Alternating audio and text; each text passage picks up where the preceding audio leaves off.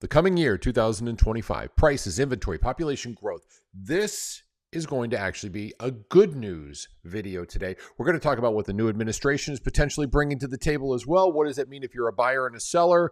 Lots of data. I'm George. This is Jackie. She's the brains of the outfit. Let's get to it. All right, the first thing we're talking about is the home values. Now, I wanted to start with a nationwide picture. So take a look at this. What you're looking at is a nationwide map, and it shows our home values. Obviously, as we go to the West Coast, to the very top left, Washington State, almost 600,000. California, as we'd expect, substantially more expensive. However, shifting over to the East Coast, and we look at Florida, we're at $392,000. Okay, so our home values are actually pretty high. The darker the color, the darker the shade of red, the higher the home values. Of course, New England area has higher home values than we'd expect, but we're starting to see that those home values, we're part of the top end of the nation. That's because of our desirability. Next thing I want to show you is the home values in Florida.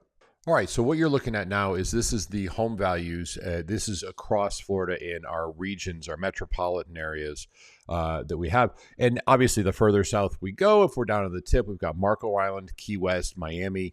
They're all pretty darn high up, as you'd expect, but we're still seeing across the board, except perhaps Tallahassee, which if you take a look at Tallahassee, it's at $275,000. That's great, but what I want to see is what is our growth, home value growth year over year. This is kind of interesting. Blue means it's less valuable, it's dropped, and the red or the orange means it's gone up.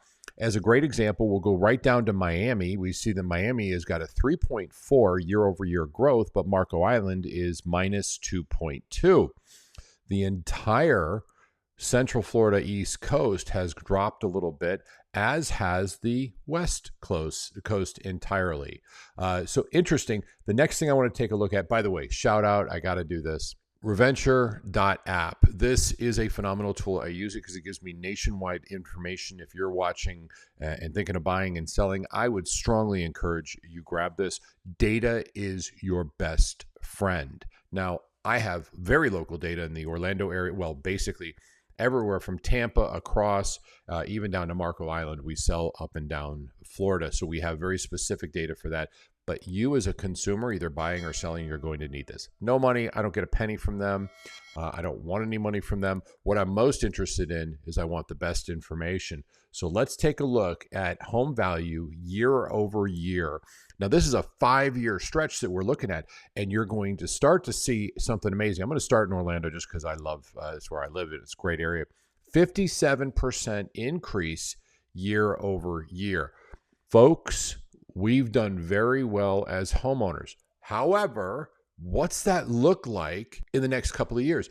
Hey, for us selling homes, we need to buy homes, right? Makes great sense. There has to be buyers around there.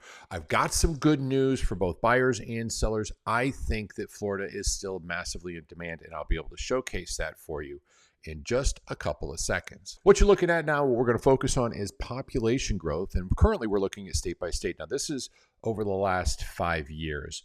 And it shows our population growth over the last 5 years across the entire country. As you would expect, California, Illinois, New York have all lost. So is Louisiana and Mississippi. And you'll see those in blue.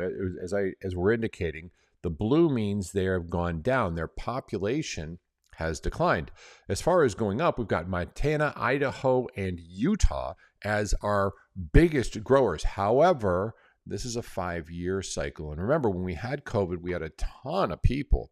Percentage-wise, it doesn't take very many people to move into Idaho or Montana who would then increase the entire population. I look at Texas and Florida as the two big gainers for the last 5 years for sure. And we've seen that trend that actually works really well. Folks, we have the best climate. We have a ton of beaches all around us. We're year-round. It's freezing. I literally have my scarf next to me. That's how cold it is here in Florida.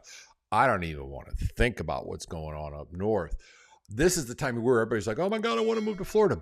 Why would we buy if we think the home values are actually going to drop? Well, we don't. We're going to cover that in just a couple seconds. So let's carry on with it. I wanted to show you that, but now let's dive into Florida. So what you're looking at is the regional growth at this point, which is interesting. When we take a look at this, I'm going to start in Miami.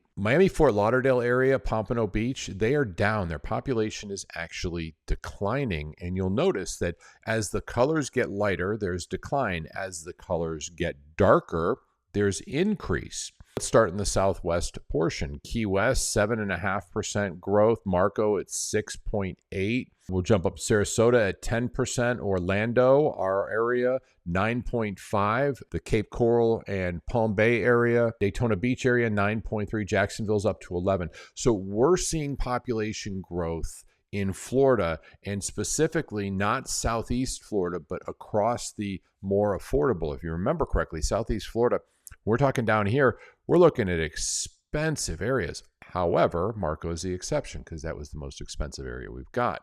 Folks, big growth still happening in Florida. So what does that mean for us? Well, let's take a look at a couple articles that came out I think you're going to want to know about, and then we'll wrap this up. This is from Newsweek out today. Could the U.S. housing market see a Trump bump in 2025? Well, let's dig in. The analyst predicts that next year's housing market could experience a boost for the better if Donald Trump brings his proposals into the market and makes more federal land available for home buying and addresses some of the regulation issues we have. Here's how that plays out. We've got a lot of regulations. In fact, there's more in this article that covers it, about $90,000. I'm going to put the article in the description down below so you have it. $90,000 is just in regulatory fees. I'm reading the article as I'm talking to you. That means the housing prices go up dramatically. He's opening up more land so we can build more houses. Remember, people are still moving to Florida. That means while, yes, we do have an inventory issue, our inventory is up. In fact, our inventory is up 57% year over year. Nationwide is up, of course. I'm looking at some of the statistics that we have, but we're at 57% increase in our inventory in Florida. That means that it's a softer market. There's a lot of people waiting on the sidelines. So we're waiting to see what happens, waiting for the interest rates to come down. They do speak in this article about the interest rates dropping as well. All right, so this article I've got out here for you, Real Estate Agents, Why 2025 is the Year to Sell in Florida. Okay, forget real estate agents because we're really talking about y'all buying and selling a home. Let's jump down and do some reading. When it comes to assessing Florida's housing market, it helps to grade on a scale. Even when the state's housing hits a few bumps, and it has lately, it's still among the strongest in the country thanks to its population growth. We've just covered that. Sunny beaches and warm climate. I'm going to call BS on the warm climate this time of year because it's so freaking cold right down here. And now these factors contribute to the high demands in Florida, and sellers are the beneficiaries. So are the buyers. I think long-term projection, Florida is still an incredibly desirable place to live. It's a desirable place because of the climate, because of where we can enjoy quality of life year-round. We're not out of it for 6 months because of cold weather. It's also why we see Arizona that's doing very, very well. Texas as well. Some of the southern states, people are enjoying the idea of it. We've got a lot of older folks, myself included, who are getting up to that retirement age, and we want to live in an environment where year-round we're able to do something. I grew up in Illinois, in a little town called Deerfield. I do not want to be locked in the house with perma-haze, clouds for 5 to 7 days. It's dark at 4:30. It doesn't get light until 8:30 in the morning. I don't want that in the winter, 6 months a year. That doesn't work for me. So, of course, I would go to Florida, as will a lot of other people, or anything in the southern states. By the way, while I'm not an advocate for the temperatures that are down there and for the humidity, if you've seen it, New Orleans, not just New Orleans, but Louisiana as a whole is an incredibly good buy. The prices are plummeting. They're going to be down a little bit more because people are moving away. It's just not a really comfortable environment. And if you want to go backwards and watch the graph, you can see some of the other areas, or do, as I would suggest, maybe get Reventure. You can use it for free. It's reventure.app. Great as far as just where do you want to go. If you need a great real estate agent, let us know. We've got partners all over the United States. We're glad to refer. Most importantly, though, thank you so much for watching. From myself, from Jackie, God bless you.